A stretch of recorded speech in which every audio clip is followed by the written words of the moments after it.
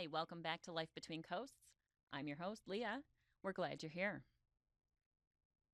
So, since we've launched last week, our first episode, as Alexis has informed me, was downloaded 26 times in the first 24 hours. That's amazing because that tells me that the universe really, really did want me to do this. That's my confirmation and why I'm here. So, I'd like to work a little bit backwards in my life story. The last 4 years have been quite difficult for me. And it's not of any fault of anybody doing something to me. It's not some mental condition that I've been struggling with, such as depression or anxiety. There's so many things that are out there that it could have been. But it was a mysterious illness. I didn't know what it was. My doctor didn't know what it was. But I'd suffered with it for about 3 years before I actually had a diagnosis. So let me go back to the very beginning. In May of 2021, I started to come down with some symptoms. First, it was a headache, then, it was a cold. I didn't know what it was, but then I started to get a lot of pain in my body. My shoulders hurt, my legs hurt. Um, I thought, what am I overworking myself? It's summertime. Maybe I've dug too many holes planting plants, or bent over too much while I was pulling weeds. Maybe it was something like that. And then I found myself at the doctor's office in August of 21, and I'd gotten poison ivy. I showed up there and I said something to the PA that I was seeing at the moment and said, you know, I have these other symptoms outside of the poison ivy that are really bothering me. I have these intense headaches. My body aches. I just don't know what's wrong. Is there any explanation that could be happening here? And his response was to me, well, since you've gotten poison ivy and you've gotten it all over your face, it was a 90-degree day and I decided to, well, let's be true. I didn't decide to pull out some bushes. My mister did, and I got joined into the event as it was.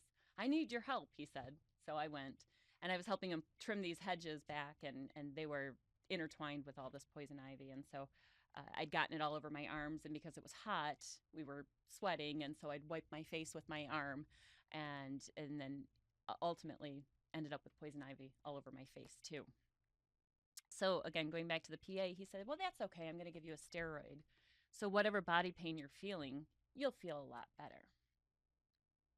I'm like, okay, fine, whatever. So I started the steroid. It was a 3-week course just to make sure that the inflammation, of course, with having poison ivy, it was all over my arms, my legs, and of course, like I said, my face. And I'd taken the steroid, and of course, anyone that's been on steroids, they know that it makes you eat like crazy. You always gain weight. And they're really, at the end of the day, not very good for you. So I went through the course of steroids, and as they were leaving my body, so as the life of them were leaving my body, that was when the most intense pain started. And this was from head to toe. My body was on fire. It felt like I was walking with shards of glass embedded in the bottom of my feet.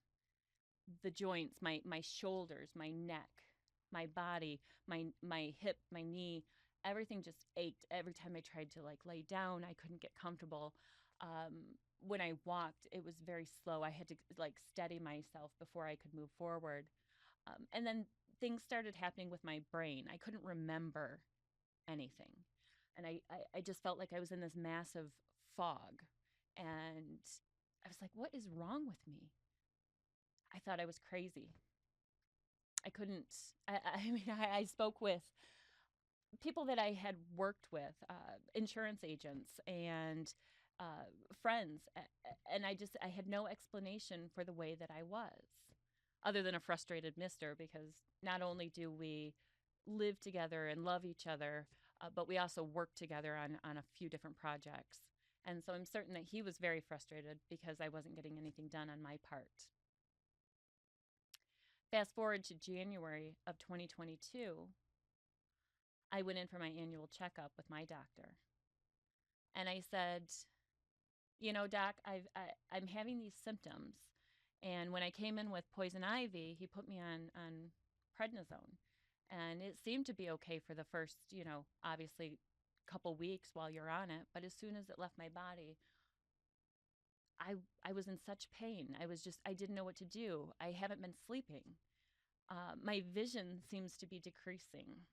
My hearing in my left ear has been is going no is declining. That's probably the best word for it, is declining.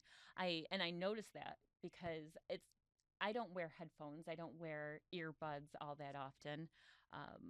But when I pick up my phone and I put it up to my ear and I can hear really clearly out of my right ear, and then I put my phone on my left ear and it's half of what I can hear, there's something wrong. And so he looks in my ear and he says, well, there's no inflammation. It's not red. I don't see any scarring. Everything looks fine. And then he said, well, with the brain fog and the pain that you're describing, maybe it's fibromyalgia. That's probably what it is. He goes, I'll go with that. So in order to feel better, you need to take this. And he gave me a script. And he gave me a script based on the protocol of what the hospital or that he works for basically dictates. And it may not just be that hospital. It may be every doctor's office that goes through this. Is fibromyalgia the new catch-all? I don't know. But that's what he told me I had. So we went and had blood tests. Everything came back perfectly normal. I didn't have any elevated blood sugars, no high cholesterol. Everything was exactly how it was supposed to be, except for I was in pain and I couldn't use my brain and I wasn't sleeping. So I continue on. He again had prescribed me his miracle drugs, which at this point were gabapentin, Lyrica, and Flexerol. So a muscle relaxant, a antidepressant, and again gabapentin, which I think is a catch-all for pain and other things.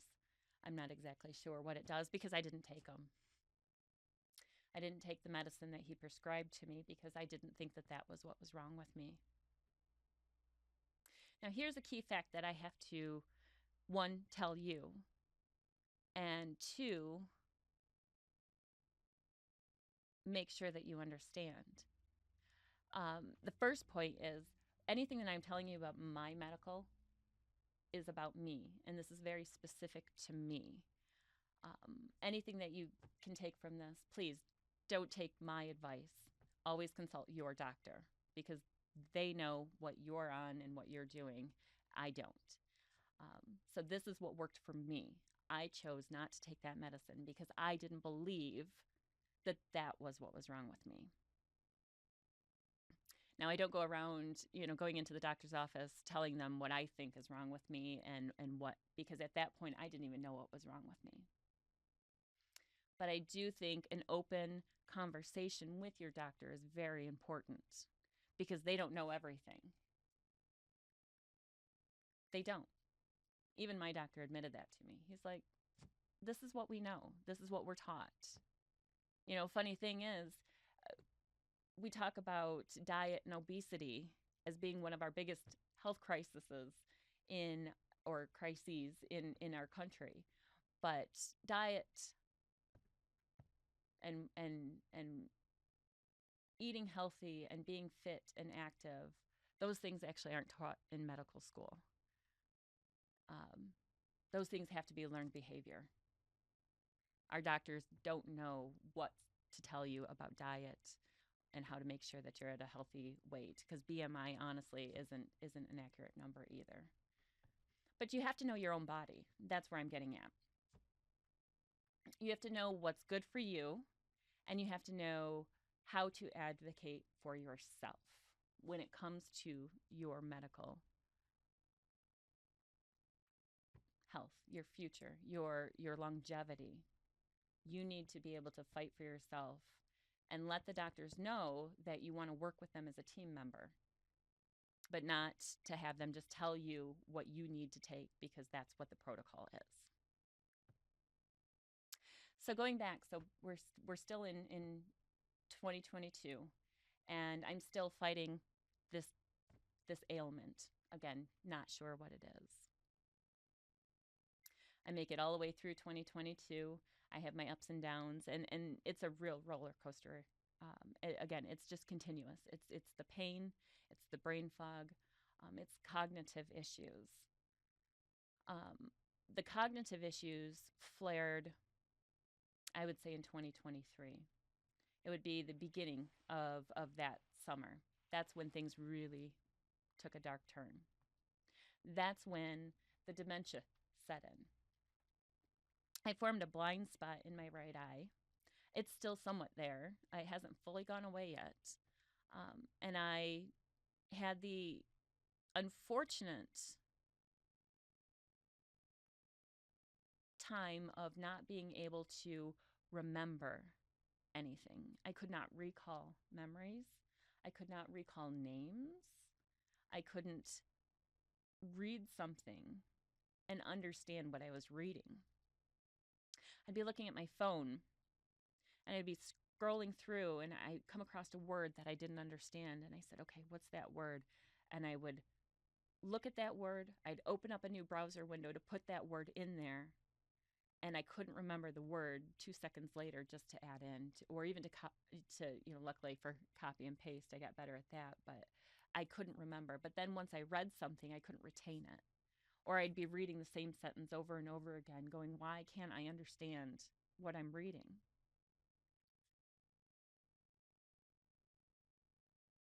And then at the beginning of August in 2023,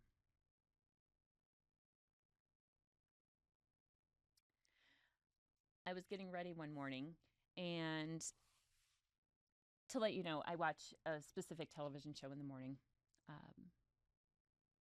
Purpose being is because it tells me what time it is. It says at 8:15 such and such will be on the show, or at 8:23 we're going to do this. So I knew that if I heard that voice while I was getting ready in the other room, I knew what time it was. So this specific show does highlights of celebrity lives, and they were doing a commentary moment, and one of the things that they stated was Bella Hadid is seeking treatment for Lyme disease, and they show pictures of her on her Instagram page. And she's tied up to a machine. She's getting intravenous antibiotics. And I said to myself, I feel bad for her. I wonder what Lyme disease is. Didn't think anything of it. Kept moving on with my day. Didn't think again about Lyme disease. About a month later, watching that same television show, they had an interview this time. This interview happened to be with Christopher Maloney, the SVU guy, Law and Order SVU. And they interviewed him, and he went on to say about a person in his life. I don't know exactly if it was a child or a family member, but a family member of his had a mysterious illness that wasn't diagnosed, and it went on for years. And that he had partnered with the Global Lyme Alliance. And his goal was to get as much information out there about Lyme disease and to bring it to the forefront so people knew what it was and how to recognize the symptoms.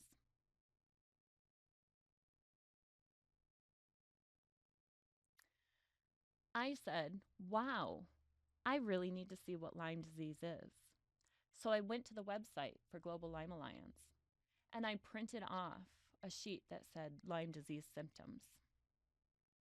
And I grabbed a pencil and a highlighter and I started going down the list. for every symptom that overlapped with Lyme disease. After I was done, my page, I would say, was probably 70% highlighted and additional notes with other symptoms off to the side. And I said, oh my gosh, I think I have Lyme disease. My first phone call was to my doctor's office. I scheduled an appointment with the PA because I said, let me go in. I'm going to get these tests before I go in and see my doctor. So I scheduled the appointment with the PA so I could go in and get the testing. So at this point, this was the Western blot and the ELISA. Come to find out, both of those tests are perfectly unreliable because they haven't been updated in such a long time. They only see about 3 to 5 markers, and I really had to become an expert to know what I was dealing with. So originally, when I went to see the PA, he only had set me up for one test, and that was a PCR. And that was as if I had only contracted Lyme disease within the last 30 to 60 days that would have appeared. And one of the questions was, well, did you have a rash? I said, no. But I think I was infected several years ago, so I don't recall ever seeing a rash. And so I went and took the first test, which was the PCR, messaged back to the PA and said, you scheduled me for the wrong tests. I need you to schedule me for the proper ones. So he rescheduled for the ELISA and the Western blot. Both came back inconclusive. I had scheduled to see my doctor on October 4th. October 4th is an important day. I use that as a number.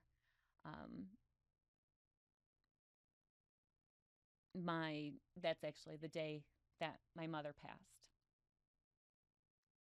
But there's good things that happen on that day too. So I use it because I knew that she would be close to me no matter what my doctor had to say to me at that moment. So on October 4th, I went into my doctor and I came with several packets of information. I printed out information from the Cleveland Clinic, from Johns Hopkins, from the National Health Institute, legitimate sources that said, hey, doc, this is what I have. So I went into that appointment. Again, those tests all came back inconclusive. And I had sat down with the doctor and I talked to him.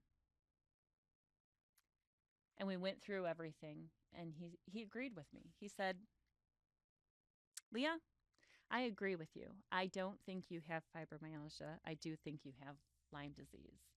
And he granted me a clinical diagnosis, even though the blood tests said I didn't have it. The important thing here is that he listened to me and that he allowed me to advocate for myself. And he agreed because the worst thing that he could do to me at that moment was give me an antibiotic that might destroy my gut health. That's all I wanted. All I wanted was to take an antibiotic to see if I improved in health. So he gave it to me. I took my antibiotic, which in this case was doxycycline. I started in October, taken it for about 90 days. At that point, so October, November, December, and in the middle of all of this, I did lose my dad. So that October of 23, at the beginning, October 4th, I was diagnosed with Lyme disease. And at the end, October 29th, is when he died. So I'm not fully healed at that point. I am just beginning the journey to healing, is when he died. So one of my biggest, I wouldn't say fears, but one of my things is that I didn't want people to think I was aloof that he was gone, or that I didn't cry that he was gone, or that I didn't feel the fact that he was gone. I was in a world, honestly, all my own. Because from May of 2021, when I was first infected, up and through, I would say October of this last year of 2024, I didn't leave my house very much. I came to work every day when I was in the tax office. If I had to meet clients for real estate, I would wake up, take the shower, schedule the appointment for fall right into that window, go see that client, come home, and crawl back into bed. I had no energy whatsoever. I was in pain, fatigue, my brain wasn't working. Some of the times I was driving down the road and I'm like, why am I driving? I don't remember what I just passed. There are so many things that were wrong, but I couldn't, until I had that diagnosis, I couldn't put a name to it. So now going back to October of 23, when my doctor had given me that diagnosis, going back to what he was capable of doing, like I said, he gave me the antibiotic that I was seeking, and I had improvement. Within the first 3 to 4 weeks, I felt improvement. I felt the pain go away. I felt not necessarily the brain fog lift, but I felt things that were starting to reconnect. I started to have better recall. I could see those things were improving. And overall, I thought I was getting better. That was the answer. I just needed the antibiotic. That's what was going to fix me. But I was wrong. You see, because Lyme disease, what happens is when you first get it, our doctors expect to see a rash. And 66% of the time, that rash will be there. But it's the other 34% that it's not. So this little sesame seed style or sized nymph that would have infected me got into my skin. Of course, it when it embedded itself, it numbs it, so you don't feel it. And then honestly, you're looking for it, you're not going to know it's there. Infected ticks are in all 50 states. It's not just an East Coast thing. Unfortunately, our doctors just aren't trained to know how to identify it. The symptoms overlap with about 50 different ailments. There's so many different symptoms. And when I was originally diagnosed, I went into the doctor in August of 21 because of the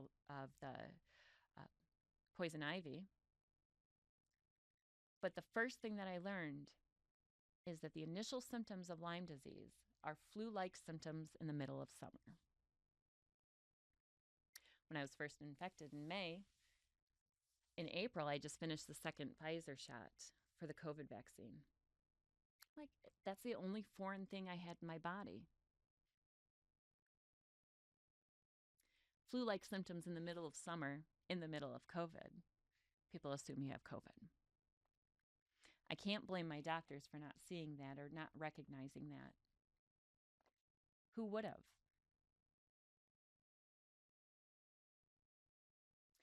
So I went through the beginning part of 2024. I was on an antibiotic. We researched and we actually found an herbal tincture. That was very important that I actually found that, because that tincture is what lifted the brain fog from me. It happened one day. I was taking it for about 2 weeks, and it was to describe it makes you think that, or makes the person that you're describing it to think that you're either really, really crazy or you're really, really in tune with your body. I am very in tune with my body. But on this day, I remember I was coming into the office that morning, and it was a beautiful day. The sun was out. It had rained overnight, so everything was fresh. It's spring, so things are growing. The buds on the trees are starting to fall. Things are coming together, and it felt like I was a flower that was opening up to the sunlight. And it's a weird description, but you could feel it from the top of your head, and it just felt like you were opening, like it was just opening your brain and all traveling all the way down your body. Just like finally you were being freed from this. I thought I was on the right path. And I was. But the problem was Lyme disease wasn't done with me. So much time had passed that it crossed the blood brain barrier. And again, if I was diagnosed within the first 30 to 90 days, had an antibiotic right away, it's just in your blood. You kill it with the antibiotic. You're done. You're good. But once it's in you, it can cause other problems. And there are a lot of other infections out there. There's co-infections that these ticks can carry that give other symptoms, other ailments, where somebody could be cured from Lyme disease but have this other infection that they're not cured from. And there's a whole gamut of problems that this can cause. I'm blessed that mine were stopped at a certain limit, but people have had to get transplants, that people have been paralyzed, their livelihood is gone, and it has even caused death. In my case, where I said it wasn't done with me, I finished out the tax season. I thought I was doing well. I took a little trip for myself. I was turning 45, so I said, after everything that I've been through, the loss of my father, just everything that I'm going through, I need to do something for me. So I did. It was thoroughly enjoyable. I recommend traveling alone at least once. And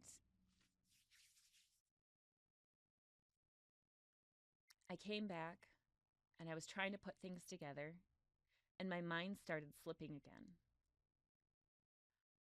There were days Alexis was working on other projects for us, and I'd come in to sit down to answer an email or a question or respond to a client. And I'd sit down at the computer and I'd open it up and I'd look and I'd shake my head and I'd look at her and say, "Not today. My brain isn't functioning. I can't be here. I don't know what I'm doing."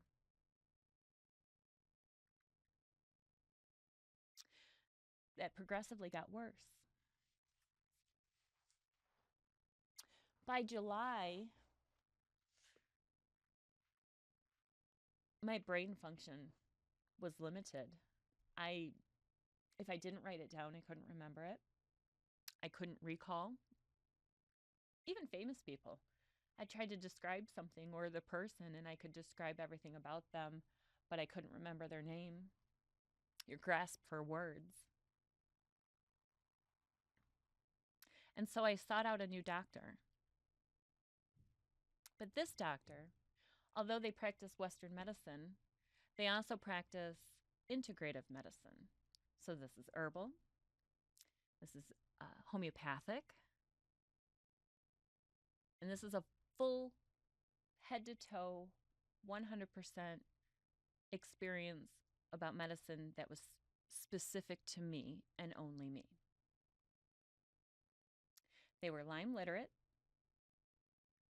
which means that they knew what to look for with Lyme disease and they knew what they needed to do to treat it. So I made my first appointment and I went in at the end of July. I worked with the nurse practitioner there, and she understood what I was talking about. I didn't feel crazy. And I use this word crazy a lot because inside your brain, when people look at you and you look perfectly normal, nothing's wrong with you. Oh, you're fine. But inside your brain, if that's not functioning, your whole world is wrecked. So she recommended that I take a couple different tests. One was called a Nutra Eval. This is where it got very specific for me. The second one was another Lyme test, but instead of only testing for 3 or 4 markers, they were testing for 15. They took the blood plasma and urine that they needed for these tests, and I had to wait a month before I had the results.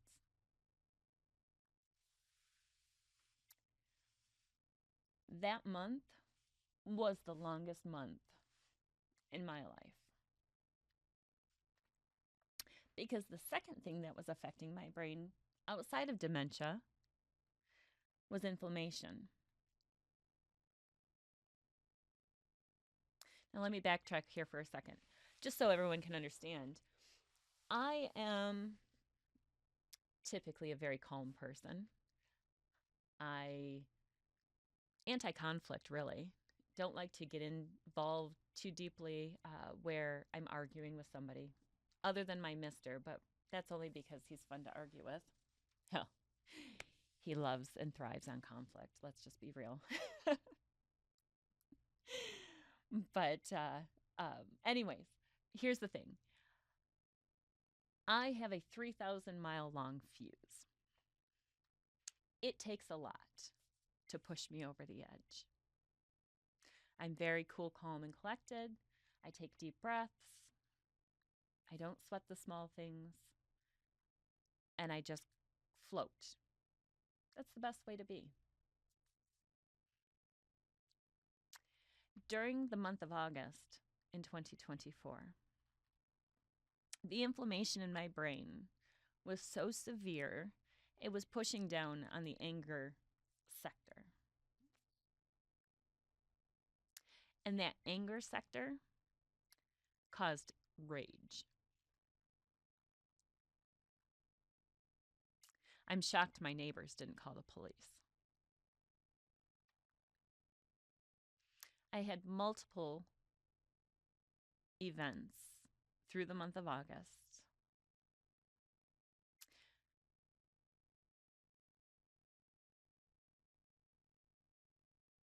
And the only thing that died was a remote control, luckily. The remote control, however, did get smashed into a million pieces. That was the first time it happened. It scared me because I'd never felt anything like that before.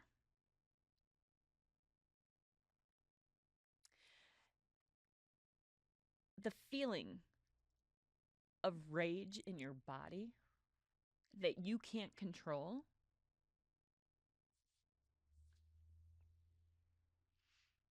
is a feeling I never want to feel again. Intellectually, I knew I was overreacting. I would retreat. I would try to go to a faraway corner or place in the house, and I'd sob.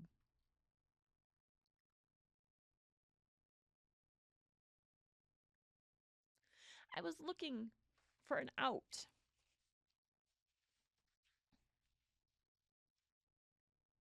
How could anyone live like this?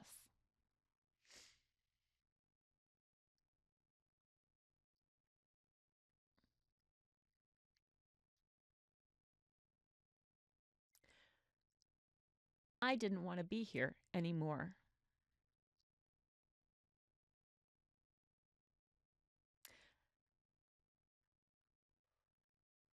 That's a hard thing to say there, too. Because I can tell you 2 things about that situation. It crossed my mind multiple times that month. I am a gun owner, and I did have a gun in my hand twice.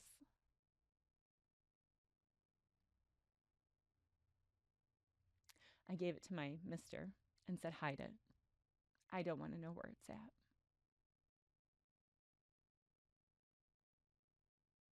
But the one thing that kept me here was my dog.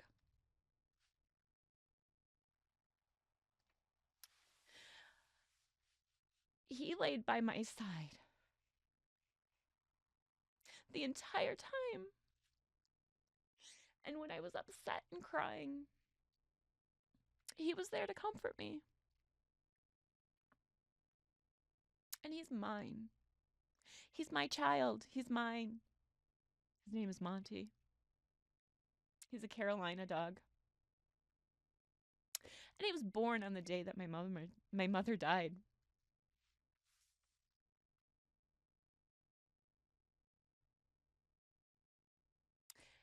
He laid next to me the entire time. When my mister and I come in from going out, it's funny because he can walk in the door first. Monty walks right past him. Where's my mom? Looking for me. We could have gone on a trip, and both of us have been gone the same amount of time. He can still walk in first. He's looking for me. It's that unconditional love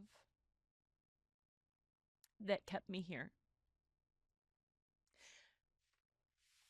You see, because you couldn't explain to him, if I did that to me, what a selfish move that would be. Because you couldn't tell him that she just couldn't be here anymore. He wouldn't understand. So why would I do that to him?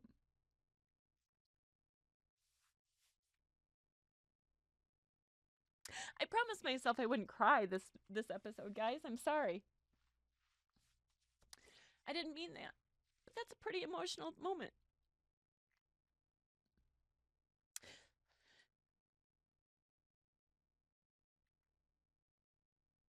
I had a falling out with some family members during that month, too.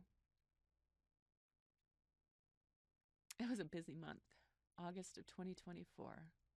I'm losing my mind, and I spent a week at my dad's cleaning it out. So that was a bit emotional as well. Luckily, there was many of his friends and good people up there that helped me finish the job that I had to finish up there.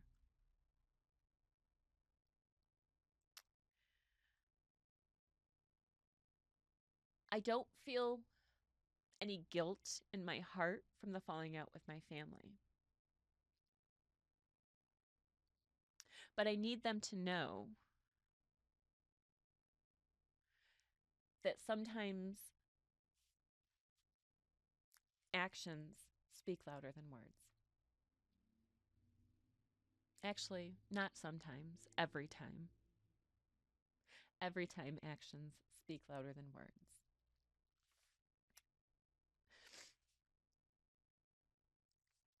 I basically was told that I was having a mental breakdown, some sort of episode. I was depressed. I needed help. All the while, they knew that I was under treatment or waiting for exact confirmation that I had Lyme disease. They were there for a couple days and left, and I spent the rest of the week there cleaning up and doing what I had to do to get done.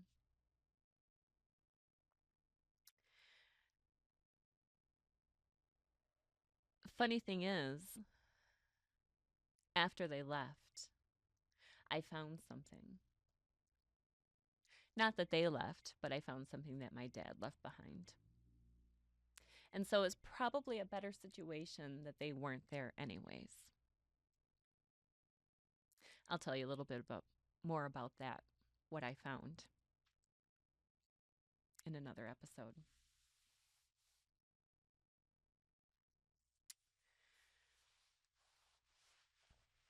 So on September 3rd, I was back at the office of the nurse practitioner, and it was confirmed by blood that I definitely had Lyme disease. I had an active infection. So there's two columns in our when they do testing. There's two columns. So one's IgG and IgM. IgM shows an active infection. IgG shows the antibodies of a former infection. And I still had an active infection going on in my system. So I went from taking nothing to taking 22 different pills and supplements. Some were good, or all of them were good, not some, I should say. Some were prescription, some were herbal. This was everywhere from, 2 antibiotics, an antifungal, anti-inflammatories, and then lots of supplements and some hormone treatments. You see, the second test that I took was called a Nutra-Eval. And what it did is it broke down my system down to the very minute antioxidant and hormone and vitamin level as to what I was low in and what my body needed to heal itself. This very personalized, very specific medicine, I think, is something that we should ask our doctors for. This is how we should be treated as patients. Not necessarily demanding, but we should be able to go into our doctor's office, and instead of just being a number with an insurance card that they know that they're going to get paid from, that we're actually getting the treatment that we deserve, and it become much more of an individualized treatment. You see, this other doctor that I had to seek out, this Lyme literate doctor that I was working with, the nurse practitioner, they don't accept insurance. So those tests I had to pay out of pocket. The treatment, the times that I was going in to see her, and still am. I still have more appointments to see because I'm only 90% better now. All of that money that goes to them comes straight out of my pocket. Now, mind you, I pay about $500 a month for my health insurance premium. My deductible is about $9,600, so effectively I have to spend about $16,000 a year before my health insurance kicks in. I have a real problem with that. But this isn't about health insurance, and this isn't about politics, and this is just about us getting healthy and advocating for ourselves when it comes to medicine.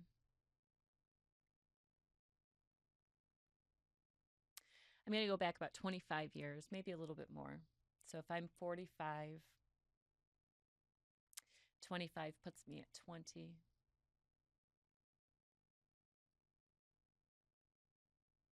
It's about right. 26 years. 26 years. Here's 26 again. So 26 years ago, I had a bad doctor. I've struggled with doctors, as you can see. But that doctor, in the late 1990s, was part of a group of a lot of doctors that did this. You remember when you'd go into the doctor's office, and if you had an ailment and you didn't have insurance, or you didn't have any ability to pay for a pharmaceutical, for drug, for treatment, they always had a drawer full of samples. Oh, here, take this. Here, take these 5. This is all you're going to need. You don't have to go to the pharmacy. Here you go. Well, those pharmaceutical samples were given to them because guess what? The pharmaceutical companies used to be able to visit doctors. And just like the same way the sales guys, if let's say if you're a mechanical contractor and you're buying furnaces from a company and they're your distributor, and you sell so many furnaces in a given year, so they're going to send you on that trip to Cancun. Pharmaceutical companies did the same thing back then to doctors. And so the pharmaceutical companies, the reps, would come into the doctor's office. They talk to the doctor and say, hey, here's the latest drug from such and such. this is what we're pushing. This is what it's supposed to be for. It's the greatest. It's the best. We'll be able to keep track of how many scripts you write. And guess what? At the end of the year, whoever writes the most, they're going to get that trip to Cancun, aren't they? That's when we started as a country that a pharmaceutical is going to fix everything. So in 1997, September, I went to college for the very first time.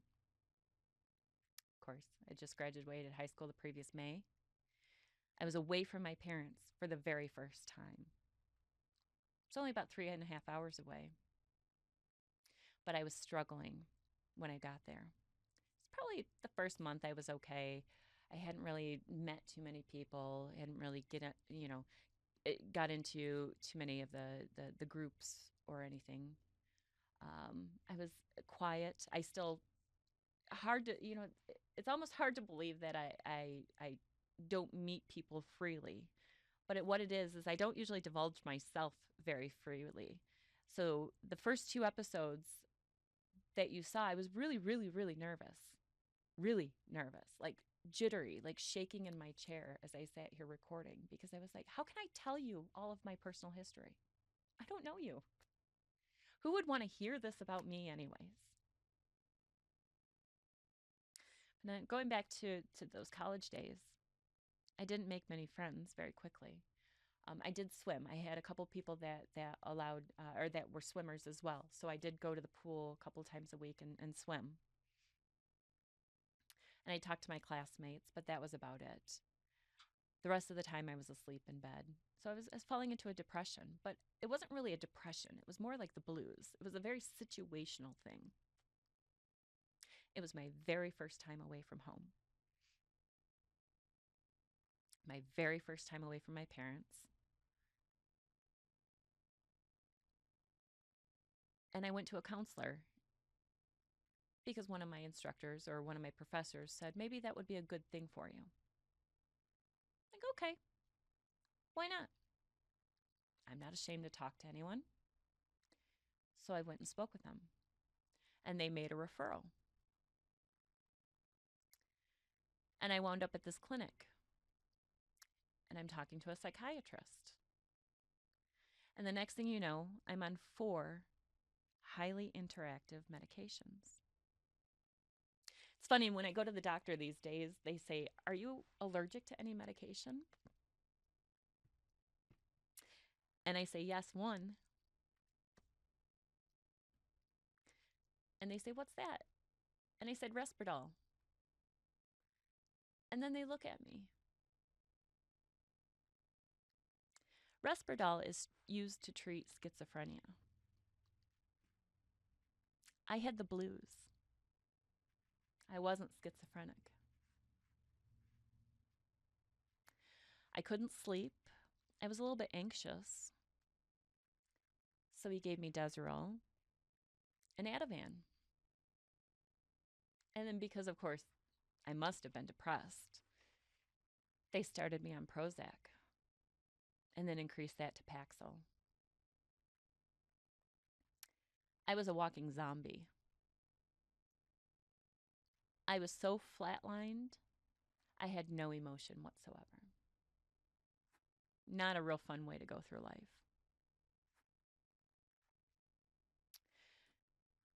So I left that college the following May, but I didn't go back that September. I transferred to another school and moved to a different city. So I was in this new city, taking some classes at the new university. And I made it through the fall. And I'm working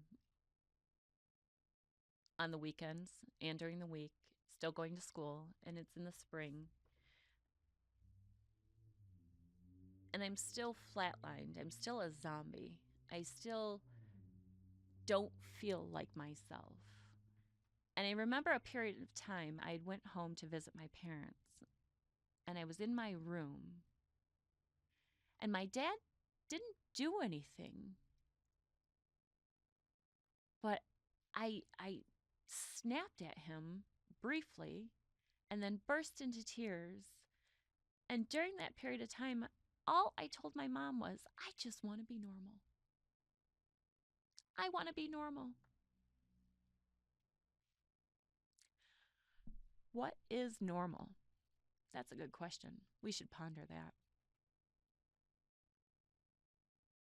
The question shouldn't be what is normal. The question should be what is your normal? Think about that. What is your normal? That's the question. So I go back and I'm living in a studio apartment. And I'm just not happy. I'm drugged up. I don't like my situation. I don't like where I'm at. And although I know my parents love me, and I know my parents are supportive of me, and I know that they would do anything for me, I didn't know how to ask for help. I was 19.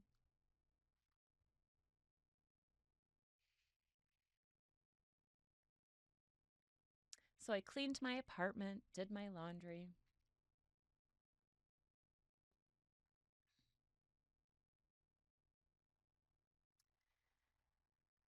flushed 3 bottles down the toilet, and took the contents of another.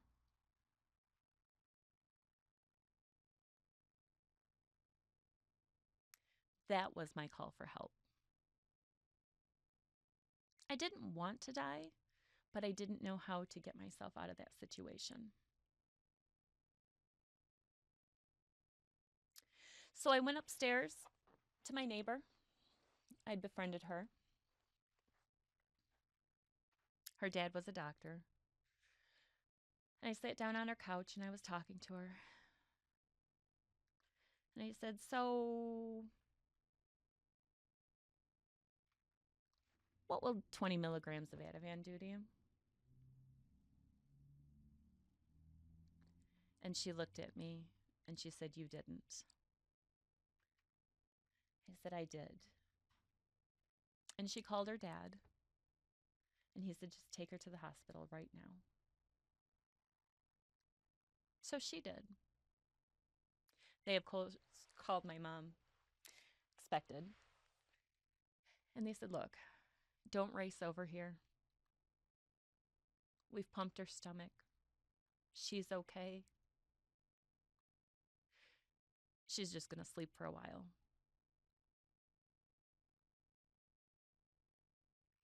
So by the time they got there the next day, they were frantic. How could you do this? Why would you do this?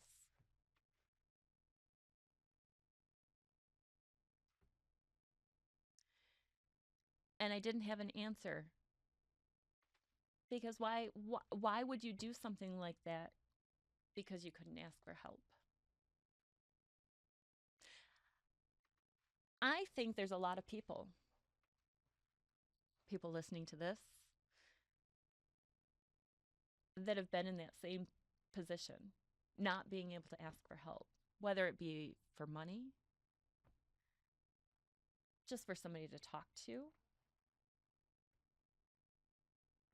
But I think we find ourselves in that position a lot. And if you just ask for help, sometimes you'll find that somebody on the other end, most of the time even, they're willing to help. You just have to have the courage to say, I need it.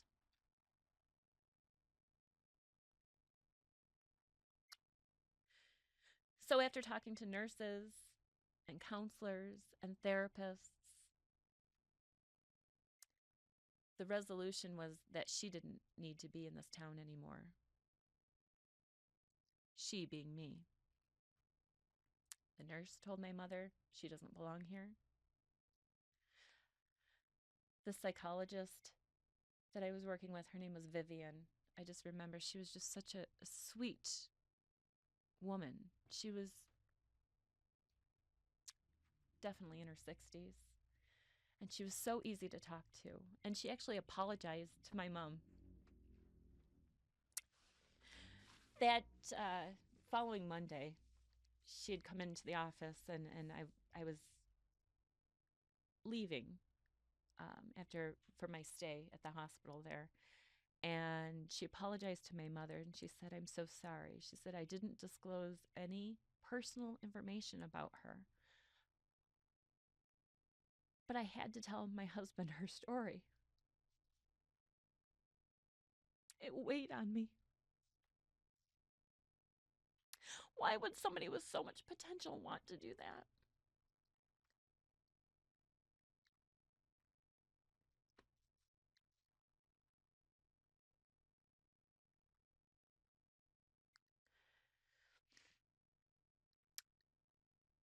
My mother said there was no apology necessary.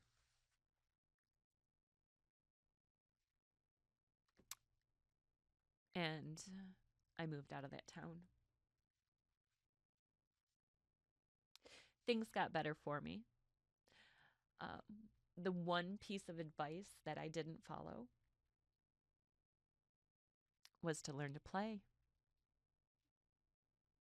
The doctor said, "You need to be less serious at 19 years old. You never learned to play. Don't get a job. Don't take on any responsibilities. Just learn to play." I moved in with my aunt and uncle because that was an option given to me. It was move in and go to that town or come home and live with us. I didn't want to go home because I didn't want to leave. I didn't want to get stuck in that town. So the town is different now than it was then.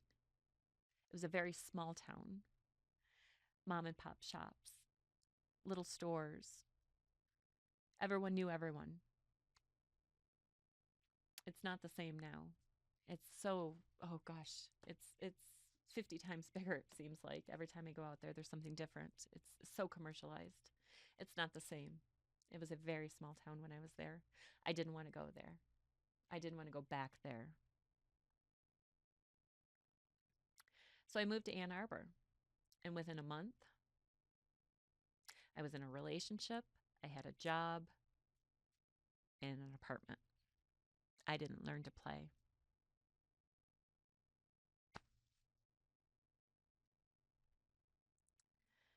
But what I did learn is that when you have setbacks in life, that it's okay to have that setback. But it's all in how you react to it and how you choose to persevere to get through it.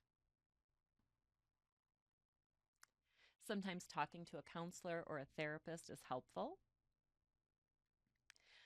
As my doctor, my normal physician and I always say, talking to a paid professional listener is never a bad thing because they're a neutral party. They don't influence your life. They just can help you to digest your life, to understand your life. But it's not them that can tell you how to live your life. They can only tell you how they perceive what you see and how you should, you know, it's hard. They can help guide you.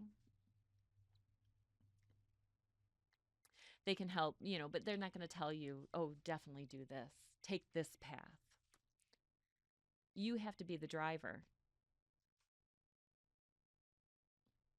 And because of that bad doctor, it could have gone one or two ways. Luckily, my choice didn't lead me to the grave. And I was a little pissed off at myself after the fact because I said, "Why did I do that?" I just became another statistic.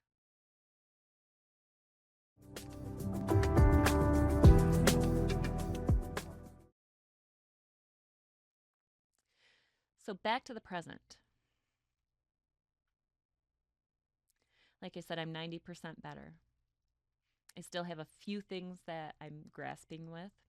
Sometimes it's keeping my mind straight in the sense of keeping that train moving in the same pathway. Sometimes it does derail still, and I lose my words, but that part's getting better. I think that we need to take a stand for ourselves when it comes to medicine. We need to take a stand for ourselves when it comes to our health and our longevity. And I think that this just goes to show if you can persevere and make your way through, that that there is light at the end of the tunnel, that you can come through all of this. Thank you again for joining us today on Life Between Coasts. We're glad you're here. And please remember to like, share, and subscribe to let everyone know that we are here and we want to have our voices and your voices be heard.